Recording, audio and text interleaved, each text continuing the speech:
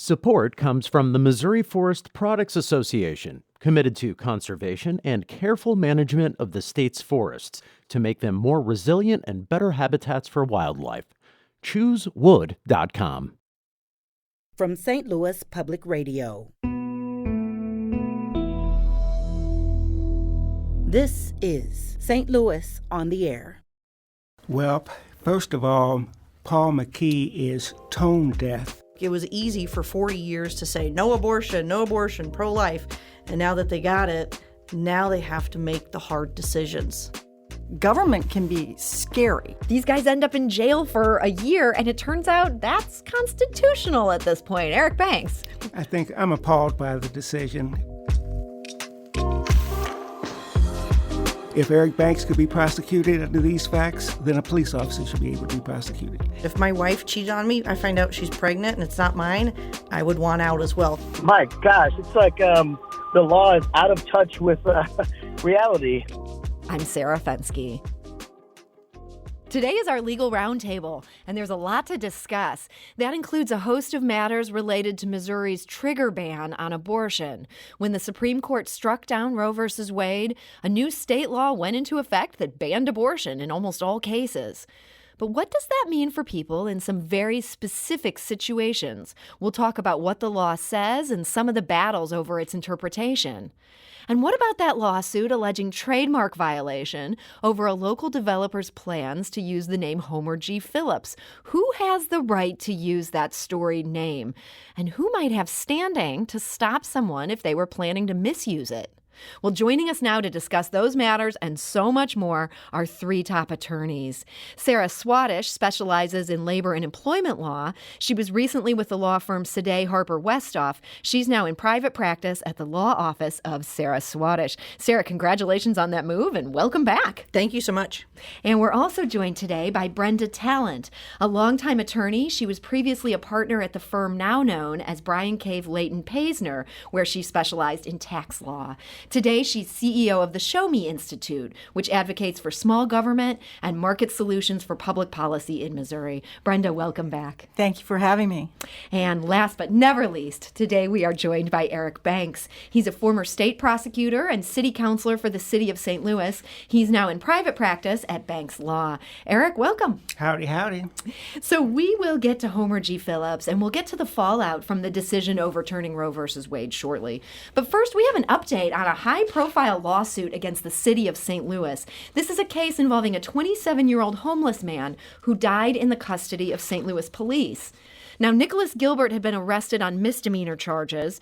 Police confronted him in his holding cell. They ended up handcuffing him with his legs shackled together. When he was face down on the floor, they put pressure on his back and his torso, even as he called out, "It hurts, stop." And after 15 minutes, he stopped breathing. Now, when his family sued, the federal court threw out the lawsuit. They said officers did not apply unconstitutionally excessive force. That's a quote. The appellate court agreed, but the U.S. Supreme Court did not. They asked the Eighth Circuit to take another look. Well, last month, the Eighth Circuit issued its second ruling on the case, and once again, they ruled against Nicholas Gilbert's family. Sarah Swatosh, what was the reasoning here in them sort of doubling down on this decision?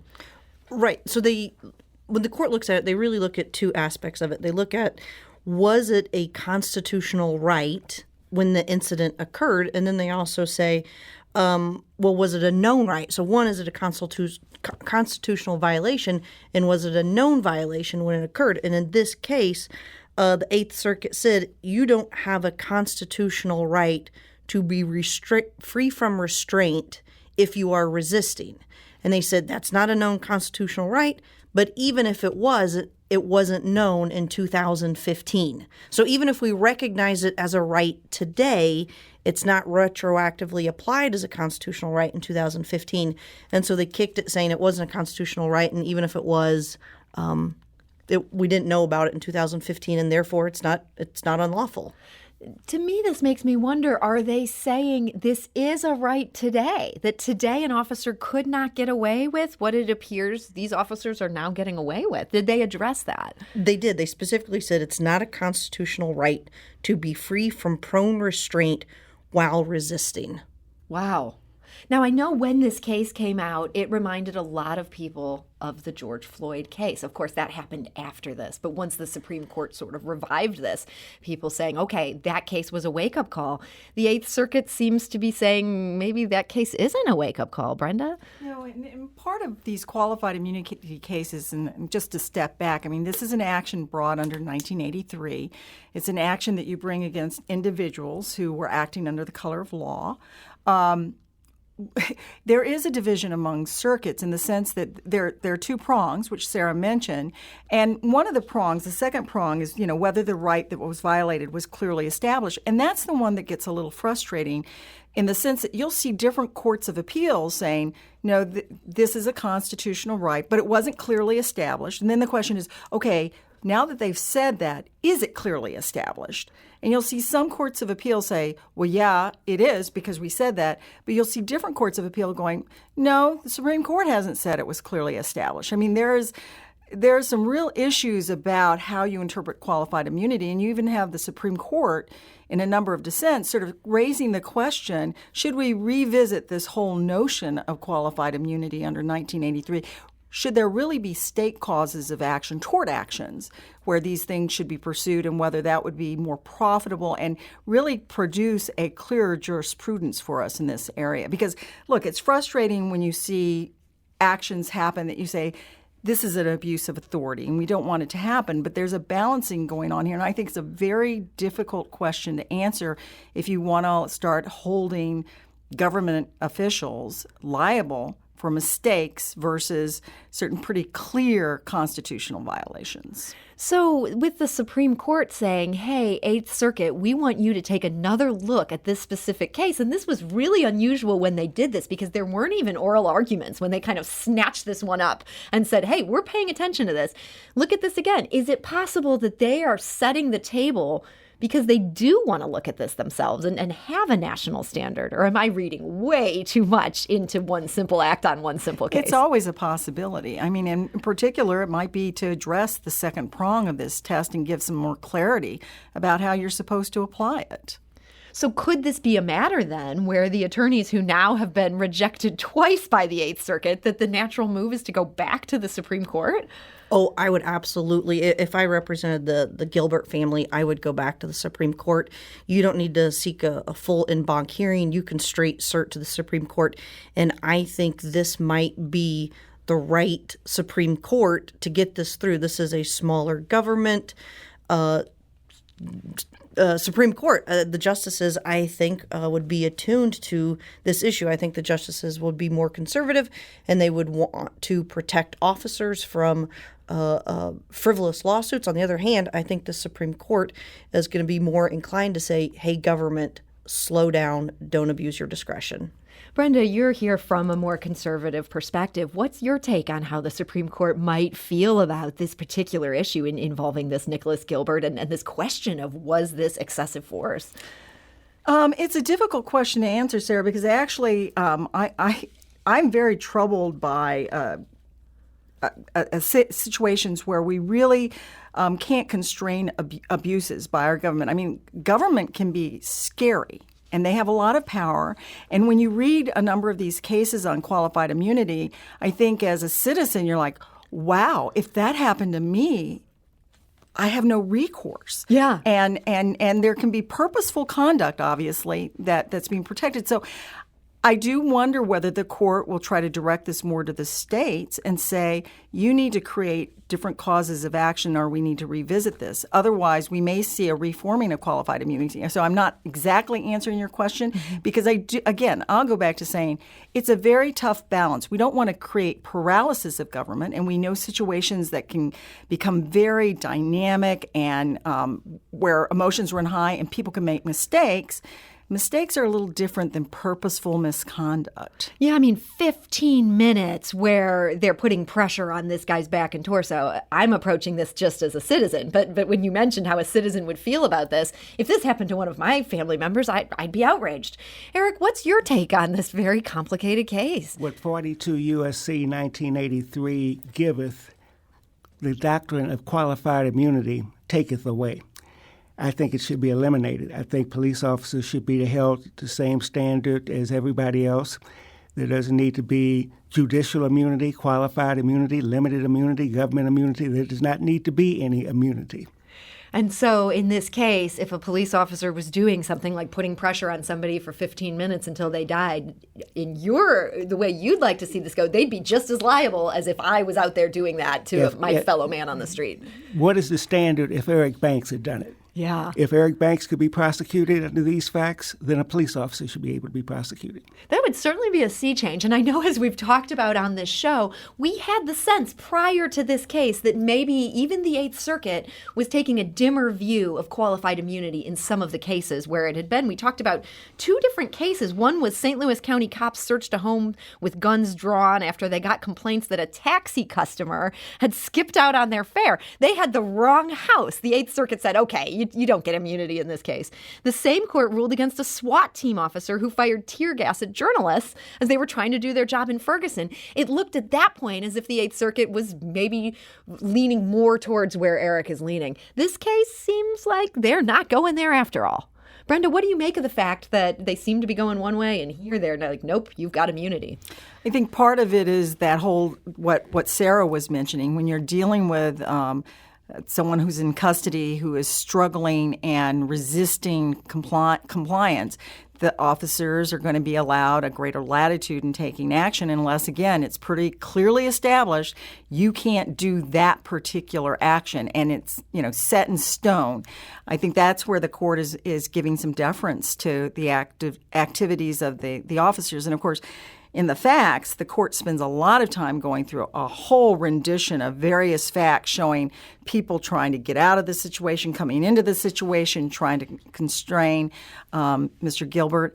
And so you get a sense of a really dynamic, fast developing, and with all these change in personnel, is anyone really monitoring consistently what is happening with the individual in custody? So this may be a lot more complicated than, say, the Derek Chauvin case that we saw in Minnesota, a terrible case.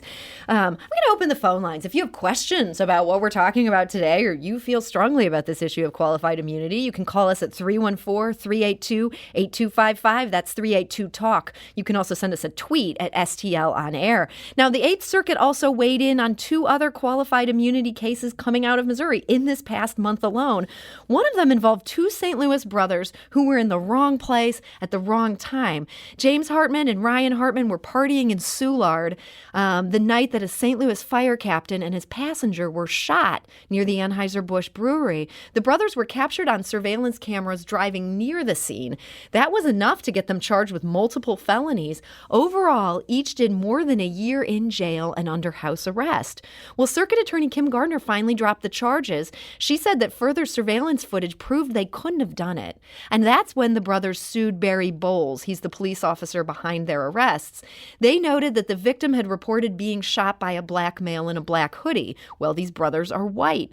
They were also driving a different car than reported by witnesses. They said the officer ignoring those facts violated their Fourth Amendment rights. Now, the district judge threw out this lawsuit, and now the appellate court has agreed that this should be dismissed. These brothers can do a year in jail, and the government's allowed to do that. Sarah Swatosh, what do you make of that case?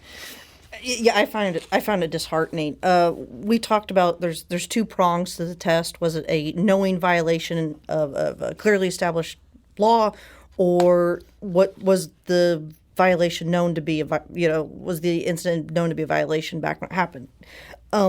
In this case, the Eighth Circuit said a reckless violation is not a known constitutional right. Mm-hmm. I found that incredibly troubling. The officer who issued the subpoena, not the subpoena, but the warrant for the two white individuals, it was in the file that the two individuals who should have been arrested or who were suspects were African American, and this officer went out and issued warrant for two white guys. And so the Eighth Circuit's opinion, where they say a reckless violation is not a constitutional right, really encourages officers, government officials, to be willfully blind to the facts. Oh, we didn't know. We didn't know about that fact. We didn't know about that issue. And the Eighth Circuit just came in and said, well, if they don't have personal knowledge, then it can't be reckless. Wow. There was a dissent in this case. The justice who wrote that dissent wrote, quote, Detective Bowles did not conduct the most basic investigation before presenting probable cause affidavits to the court seeking the search and arrest of appellants. They list many things he didn't do. He didn't listen to the 911 calls, didn't listen to one from a witness who described the shooter also as being a black male, didn't talk to the officers who responded to the scene, didn't review reports, didn't enhance the surveillance footage. These guys end up in jail for a year, and it turns out that's constitutional at this point. Eric Banks. I think I'm appalled by the decision. I just don't find any method to the madness. It's a travesty as far as I'm concerned. I want to go to the phone lines. We have a caller. Kevin is calling from St. Louis. I believe he has some thoughts on the previous qualified immunity case we were discussing involving Nicholas Gilbert. Kevin, hi. You're on St. Louis on the Air. How you doing? Thanks for having me on. Yeah, thanks for joining us. What's your thoughts on this issue? My gosh, it's like the law is out of touch with reality in this case, and it's missing some practicality. It seems like people who are in custody, and a lot of times black people, have no real recourse when things just don't make sense. I mean, this guy was resisting, I guess, when he's in handcuffs and face down. Yeah. It seems like they could have maybe gotten control over that situation if he was already handcuffed and face down.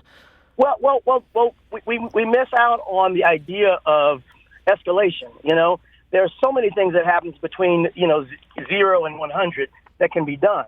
You know, it was like in the case of Mike Brown. You know, we kind of make these guys into some kind of super villains where Mike Brown's turning around, running through a hail of bullets at Officer Wilson. Yeah, right. Yeah. I mean, seriously. I mean, but when the guys with the guns, the guys who survive, make up a story that is fantastical and it's one-sided, then we have to listen to that. We have to go along with it because they know that the courts are going to have their backs. It's untenable, I think, and I think again it's out of touch with reality and what we're able to know these days. Kevin, I want to say thank you so much for that call. It's interesting to hear your perspective, and I do think the George Floyd case was a wake-up call for a lot of people. It's interesting to see how the law is evolving or not evolving. Now, we've been talking about qualified immunity. This is basically the doctrine that says that if people are doing their jobs as police officers, as social workers, in some cases, they can't be held accountable for things that ordinary citizens might be held accountable as a constitutional violation. The Eighth Circuit issued a third ruling this month involving a Missouri case that dealt with qualified immunity. This was a lawsuit against the Missouri Department of Social Services Children's Division and one of its social workers. Now, they were sued by a Missouri couple. The father is a sheriff's deputy, and his underage son was apparently sexually abused by a colleague. The colleague was convicted of a felony for that. And the parents threatened to sue the department over the abuse. Well, after that threat, they were visited by a child welfare investigator who said they'd gotten a call on their hotline accusing them of neglect. The family says the sheriff's office worked closely with the children's division, and so as a matter of policy, when allegations involve a sheriff's employee, the investigation usually gets transferred to another county. Now, that didn't happen in this case. The investigator stayed on the case. She made a preliminary finding of neglect, and when the family appealed, she was the supervisor, so she could uphold her own ruling. It was only when they appealed again that a state review board found the complaint was unsubstantiated. Now, the couple sued. They alleged retaliation against them expressing their First Amendment rights. The social worker asked for the complaint to be dismissed. She said she was entitled to immunity. When the trial court judge disagreed, she appealed. Now, last month, the Eighth Circuit ruled, and they said this social worker has immunity for her actions. Sarah Swatosh, are you surprised by this ruling? I am outraged by this ruling. Eric said earlier that he would do away with qualified immunity. I would not. I think it has an important piece in our structure of our police force and I wouldn't do away with it. But in this case, I was absolutely appalled. I would think Show Me Institute would be appalled by this case. I'm getting a head nod. Brenda is nodding. the defendant, the predator, the mayor went to the county and said, or the city said, do not hire him. He is a predator. He got hired anyway. He groomed the 15-year-old boy. He raped him. He went to jail for felony sodomy. The parents sent a settlement demand to the county. It was being finalized, And then when it was being finalized, all of a sudden this anonymous complaint comes in about the parents being neglectful. The individual defendant, her name was Spring Cook.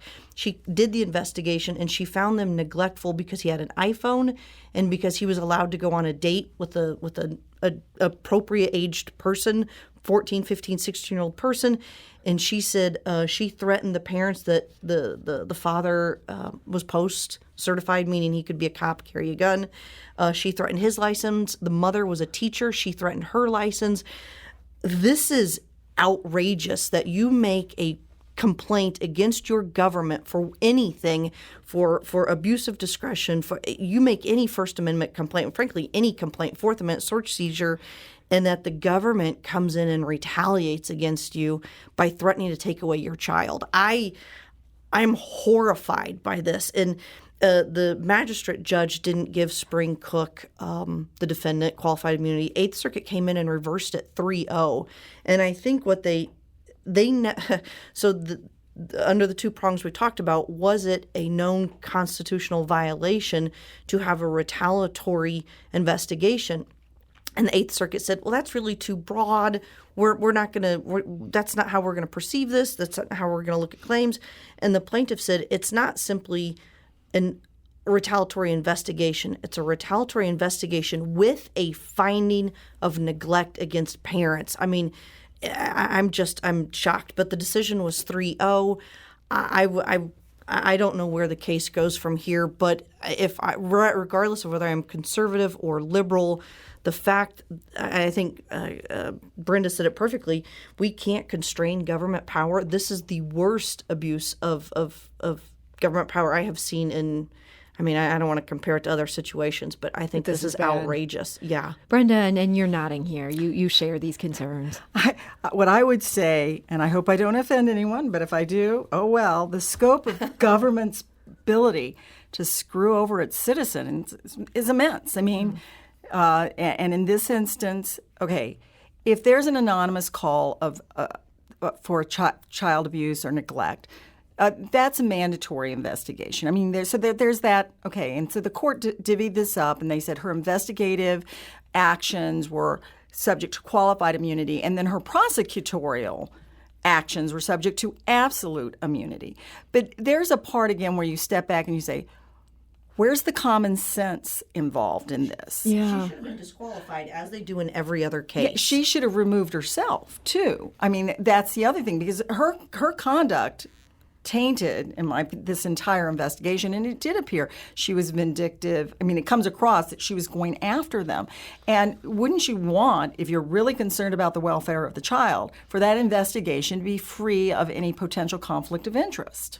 I think it's more than appears to be vindictive. 4 other agencies looked at the exact same family situation, and they said there's no problem here. Wow. Even the FBI got involved. 4 other agencies came in. She's the only one that, said this was neglect. Eric? As Frederick Douglass said about 150 years ago at the West Indian Emancipation Proclamation, the limits of tyrants are prescribed by the endurance of those whom they oppress. And this is a classic example of a tyrant getting away with an injustice.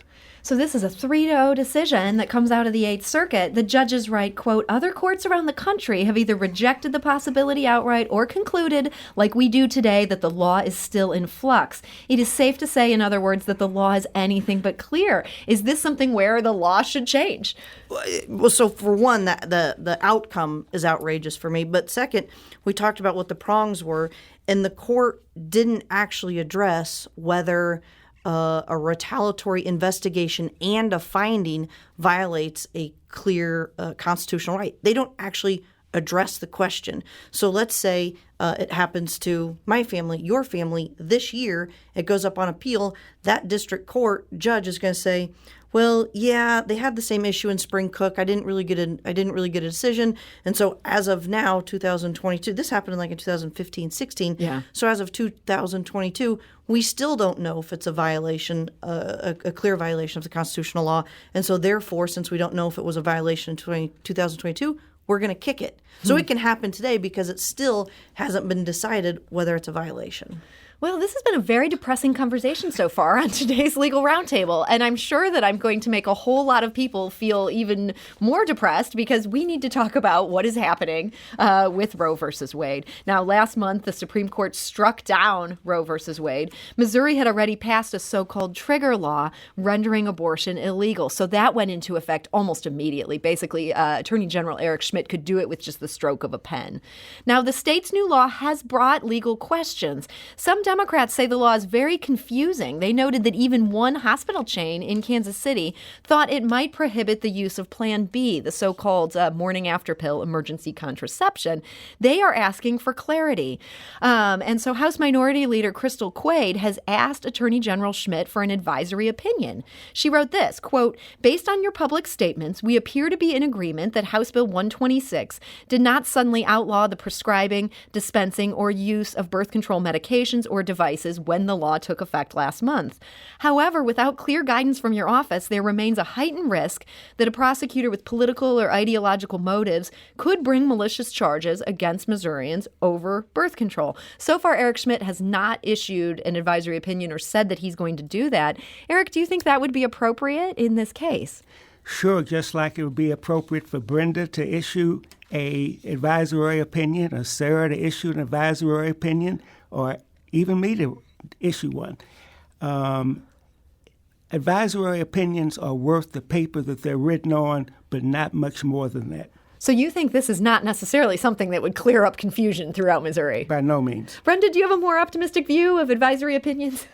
Well, they don't have the force of law, but I do think that when you're looking at the particular law in question, there's an intent element, and you could say that with an advisory opinion, it sort of undermines the intent that the criminal intent, if you will, contemplated there. But the other thing is that in one of the concurrences, I think it was Justice Kavanaugh's concurrence, he specifically said that what they're doing doesn't overrule other precedents, which do deal with contraception, things like Plan B. And even with Plan B, I would argue that when you look at that particular medication, it's over-the-counter, it does a lot of other things besides an abortion. It can prevent ovulation, for example. So again, the intent element is not there. But I do think that our legislature is going to have to act to give clarity on some of these hard cases. So Governor Parson has said he does not want to call a special session for the legislature to do that. He says, quote, "Bureaucrats and attorneys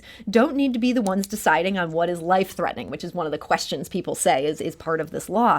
"Doctors need to have a seat at that table. And frankly, they're more qualified to be able to make that decision than anybody else is. I've got the ability to trust the doctors to make those decisions, and I don't know that there's ever going to be a clear-cut answer on how to do that."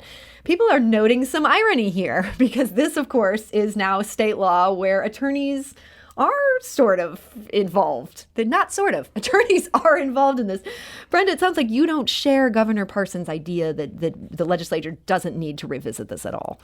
I think legislatures across the nation are going to have to visit the issue because there are hard cases. And I actually think it's going to be healthy for our nation to engage in this kind of debate about what is protected, what's not protected, where on the spectrum are we going to fall.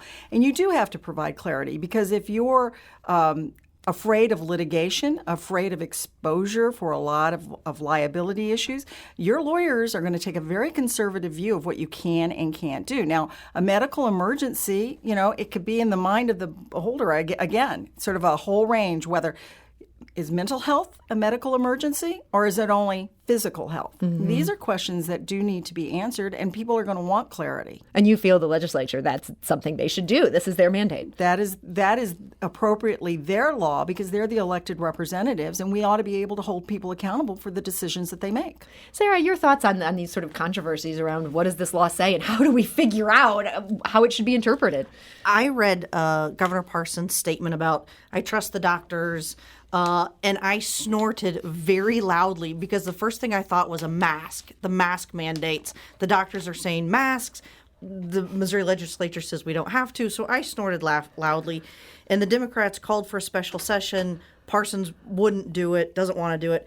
And I thought, sometimes we're the dog chasing the car and you actually catch the bumper. And then you got a bumper in your mouth and you don't know what to do with it. I think the conservatives caught the caught the no abortion bumper, and now they're sitting here going, now what do we do? Some say life, to save the life of the mother. Some say for rape and incest. Some say, well, maybe at 4 weeks. Some say, and now they've caught this bumper. They don't know what to do with it. Parsons doesn't know what to do with it. He tries to kick it back to the doctors. And I think I completely agree with Brenda. The legislature is going to have to come in, and now they got to do the dirty work. It was easy for 40 years to say no abortion, pro-life. And now that they got it, now they have to make the hard decisions. And Parsons doesn't want to deal with it yet. Well, and let's also, we've got other options that are available in this state, because if the legislature doesn't act, you've got two other options. One are initiative petitions, ballots that can be, we can all vote on this, or the judiciary is going to wade in, and we're going to be back to the judiciary legislating. Well, let's talk about one where the judiciary may indeed have to get involved. The St. Louis City and St. Louis County are saying they're going to put $1 million each in federal COVID relief funds, and they're earmarking these for women who have to travel to obtain abortions now that it's illegal in Missouri. So Attorney General Eric Schmidt, unsurprisingly, has vowed to sue over that spending. He said this is a quote, using hard-earned taxpayer dollars, whether it be ARPA funds or other forms of revenue to fund abortions, is plainly illegal under Missouri law. Eric Banks, plainly illegal? Would you go that far? Oh, I don't think anything is plain, especially this. Everybody has to do what they have to do. DeShore has to provide funds for people who want to travel out of state to get this done. But Eric Schmidt has to fight it, and the court will decide. Once again, this comes down to the judges. Brenda Talent, do you think Eric Schmidt has a good case here that this funding is illegal? I think there are real questions of law. I mean, you've got the Hyde Amendment at the federal level. That says you can't use federal funds on abortion. Right, and does that track through when they distribute those to municipalities or to the state? And then it's the language of the statute, and I don't have it in front of me, but it talks about assisting or something. And, that can be a little bit of a mushy word, because I'm not sure whether is it directly assisting, or are you traveling to get counseling, which may lead to. So I think that there are some just questions associated with the language, which, unless the legislature clears it up, the judiciary will clear it up. Sarah, any thoughts on this one? Well, your first question was, does he have a lawsuit? Well, that doesn't prevent Schmidt from filing something. But no, I don't think this is going to be a Hyde Act violation. They're proposing to pay for child care so the woman can go get the health care that she needs. They're offering to pay for transportation so she can go get the health care she needs. If that's the case, Uber and taxi cab companies and Lyft are going to be outraged because they're going to get ensnared in all of these. I mean, look at the Texas law that says if you assist. Well, okay, are we going to sue Uber for driving the woman to the clinic? I think it's going to fall into the same scope. He'll sue because he's running for Senate, but I don't think there's a real claim here. The way I read the way they're going to divide the money, nothing will go directly to a provider. And so you look at, does it meet the letter of the law? Does it meet the spirit of the law? I think it will meet the letter. Will it meet the spirit? I don't know. All comes down to the judges. The one thing I've learned hosting this legal roundtable. Now, we've been talking about Missouri's new law that bans abortion, and this led to a lot of attention being paid to a law that has been on the books, as far as I can tell, for quite some time in Missouri. The Riverfront Times, which I, full disclosure, am now affiliated with, helping to manage things over there, they had a blog post that went absolutely viral, hundreds of thousands of page views. MSNBC is talking about this. Everybody is talking about this, that as this blog post accurately notes, divorce lawyers say you cannot finalize your divorce in Missouri if you're pregnant. This is apparently part of Missouri law and something that people other than divorce lawyers really didn't talk about until recently. Now a lot of people are alarmed by this. Sarah Swatosh, do you think they should be able to get divorced while pregnant? Well, do you think people should be alarmed that the law says you can't? If I were in a marriage, I would want out. So, yeah, I find that troubling. But I understand the policy perspective of the child hasn't been born yet. Is it going to have special needs? Is that going to impact what alimony may look like? I understand the policy reason behind it. Would I want to be in that situation? No, absolutely not. You don't want to be tethered to someone. But I suppose I understand it. But, if I were in the legislature, I would change it. I would let the man or woman get out and then deal with custody issues after the fact. Because you can still deal with things like child support after a final divorce decree. That's just not how Missouri does it, apparently. Brenda, as far as you're concerned, is this something that is worth the legislature taking up, all this outrage surrounding this? Well, I think the question is, how much is the outrage in Missouri? I really, as a lawyer, I sit back and go like, well, why can't you enter a preliminary decree or provide a decree and then allow modification depending upon the circumstances? I mean, when you're pregnant, things can happen. The child may end up not being born alive. Sure. There might be issues about whose child is it, all of which need to be resolved. So it's the kind of thing where it's like, well, I'm not quite sure why we do that. I understand some of the policy considerations from the past that would have led to it, whether it's that compelling to revisit. I mean, I think that's an issue that a woman might feel very strongly about. Yeah. It's interesting. There has been a huge amount of outrage involving this issue, but as Brenda notes, who knows how many of those hundreds of thousands of page views came from Missouri. So if I were a male, I would be equally concerned. If my wife cheated on me, I find out she's pregnant and it's not mine, I would want out as well. So I think it's regardless of whether it's a man or a woman, you're impacted. Yeah. Well, we'll see if anything comes of this viral moment. Let's move away from the topic of abortion. There are other things happening in the court of law this month. Now, for 4 decades, the Homer G. Phillips Hospital was one of the nation's premier teaching hospitals for Black physicians. And so some locals were outraged by a controversial developer's intention to give that same name to a 3-bed healthcare facility that he's opening in North St. Louis. This is something that would be nothing like the original Homer G. Phillips Hospital. So now a group of nurses from the historic Homer G. Phillips Hospital are suing the developer of the new Homer G. Phillips Hospital. This is a guy named Paul McKee. They're alleging that using this name would be a trademark violation on the part of Paul McKee. Eric Banks, what's the gist of this claim here? Well, first of all, Paul McKee is tone deaf by not appreciating the sentiments of the community. One of the named defendants is Northside Urgent Care Hospital, Inc. Why don't you just call the hospital Northside Urgent Care Hospital, Inc.? Problem solved. Yeah. Now, that being said, I believe that he's on the winning side of this lawsuit because I don't believe the Homer G. Phillips Nurses Alumni, Inc. has standing to sue because the whole idea of a trademark infringement is the use of the name is calculated to cause confusion. So that means that I can have a Homer G. Phillips dog food. I can have a Homer G. Phillips nightclub.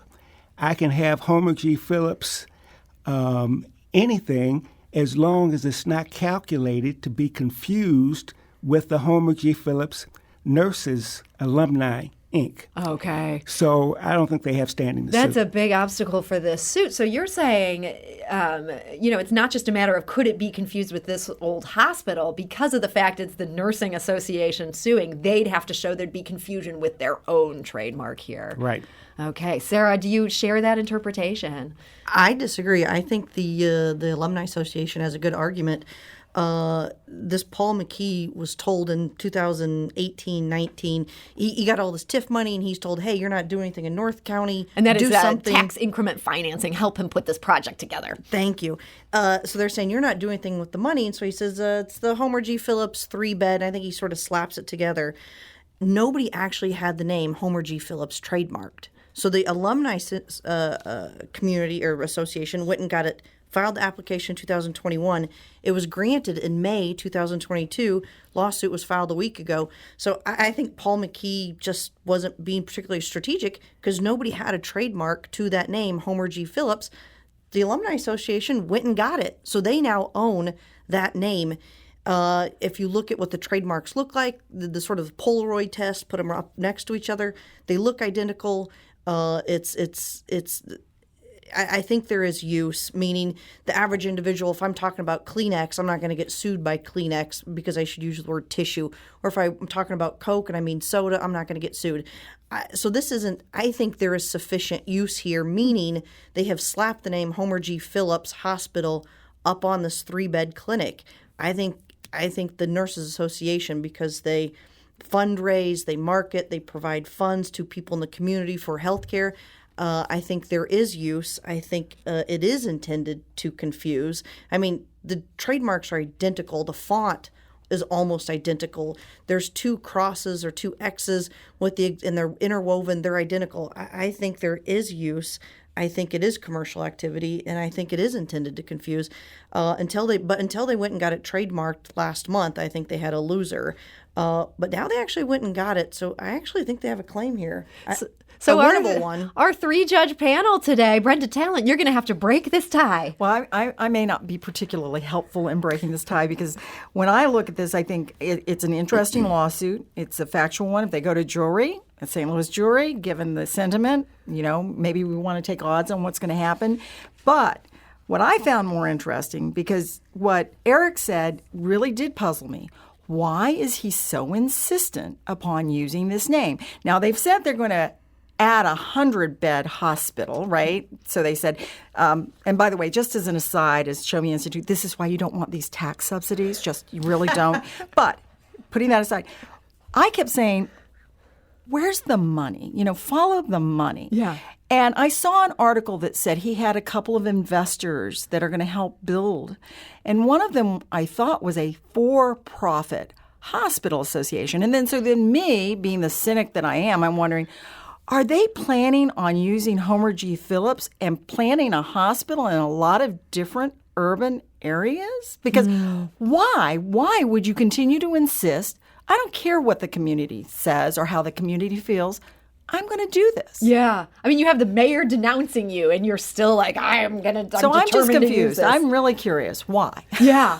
This is something that I find myself wondering about, though, is also the timing of this thing. I mean, Sarah, your theory of this is if he had gone ahead and just tried to trademark it himself back when he announced this plan, there's no way he'd be in this jam. He could have gotten this trademark, and then people who are upset about this name would really be in a pickle. My pure speculation is he got all this TIF money. He starts getting pressure to do something, and he says, oh, don't worry, I'm doing it. I got this Homer G. Phillips clinic I'm starting. 3 beds is a joke. But, he's getting pressure to do something, to spend the money, to build.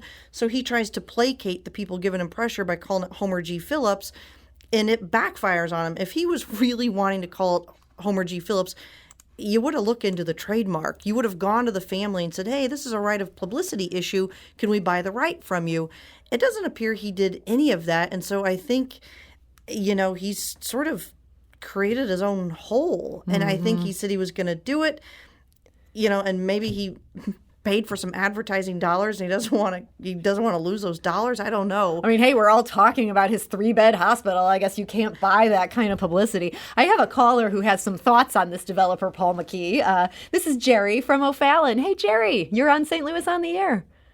Hi, I live in Winghaven, and years ago on this very same show, McGee was interviewed about the area here and claimed it was something like over 90% developed, which it is not. And there have been a lot of areas that he just kind of left and ran on to the next thing, which was, of course, the property buying in North St. Louis, that he had a special law crafted exactly to his advantage by the legislature in Jefferson City. He's just basically essentially a con man, in my estimation. Well, and that's Jerry's opinion. Just want to make that clear that is that's not a legal term, even though we're talking on the Legal Roundtable. Certainly there are other city officials who have voiced that same thing in the context of this discussion, and his track record certainly could use some scrutiny. So, Jerry, thank you for introducing that note of history here. We have just a few minutes left with our Legal Roundtable. Here's another lawsuit. It met its untimely end in federal court. We're talking again about Attorney General Eric Schmidt. He sued China. U.S. District Judge Stephen Limbaugh, that's a familiar name in Missouri, he wrote that federal law sets rules for when a sovereign foreign entity can be sued in U.S. courts, and he says those rules don't allow any part of the lawsuit filed by Eric Schmidt in April of 2020 to continue. I feel like this is one where people kind of predicted this suit could be in trouble. Eric, are you surprised to see this lawsuit against China fail? By no means. No, I think Judge Limbaugh rendered the correct decision. He rendered the only decision. You can't have individuals suing governments. I mean, foreign governments. Yes. Yeah. It would be out of control. Well, and as we talked about today, apparently it's very hard to sue our own government.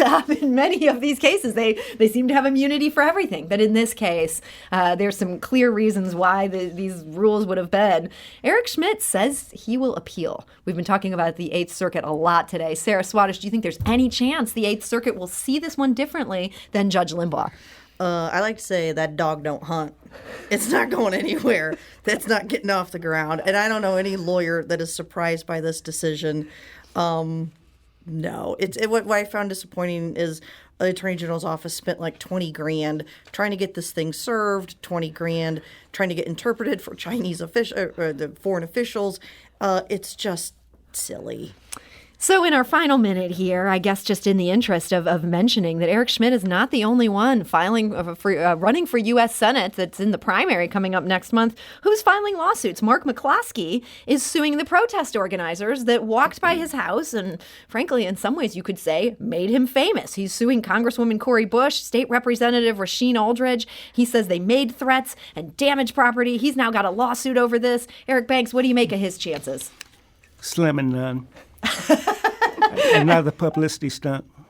In our final minute, Sarah, any thoughts on this one? I'm not particularly offended by the lawsuit. If this was an alt-right protest and there were property damage, I would want those organizers to be held responsible. So to the extent that Cori Bush and the other representative were encouraging violence, encouraging property destruction, they should be held responsible. Now, I'm with Eric. I don't think this thing's really going to get off the ground, but the lawsuit in and of itself, I'm not offended by. Yeah, and certainly for this lawsuit to succeed, he'd have to show that there was violence, there was property damage. People who were at that protest would say certainly not. But that's a matter for the courts. Yeah, I think he said they broke his gate. Yeah. Right, but that's not this is not about a broken gate. Yeah, this is not about a broken gate. This is about somebody. And it wasn't his gate to begin with. It was the neighborhood association's gate. That is an excellent point. I have to acknowledge a tweet we got from Bruce earlier in the show as we were talking in our legal roundtable. He said, quote, "As long as we don't talk about McCloskey." Bruce, I'm so sorry. They brought me back. They gave me this microphone. I'm talking about the legal roundtable. It's a policy. I have to find a way to weave Mark McCloskey in, and I have done it today. So I want to thank my panel for being with me. It's just been such a joy to pick their brains about the law. Eric Banks of Banks Law LLC, thank you for joining us today. Thank you. And Sarah Swatosh of the Law Office of Sarah Swatosh, thank you for joining us. Thank you. And Brenda Talent, CEO of the Show Me Institute, thank you for making the time to join us. I understand you just had a wedding in the family, still had time to read up on all these cases. You get the gold star today. Why, thank you. And congratulations to your daughter. Thank you. This episode was produced by Danny Wysentowski and Sarah Fenske. Our audio engineer is Aaron Dorr. Our production intern is Avery Rogers. This podcast was mixed and edited by Avery. Our executive producer is Alex Hoyer. St. Louis on the Air is a production of St. Louis Public Radio. Understanding starts here. Our podcast proudly supports St. Louis artists by using music from Life Creative Group. Do you find yourself regularly listening to episodes of St. Louis on the Air? Suggest us to a friend you think might enjoy our conversations. And leave us a review and rating on Apple Podcasts on the App Store. It's the simplest way to help people discover our show. Thanks. St. Louis Public Radio is a member-supported service of the University of Missouri St. Louis. Support comes from Missouri Forest Products Association, committed to sustainable and sound conservation of the state's forests, which support more than 41,000 Missouri jobs, resulting in a $10 billion industry. ChooseWood.com.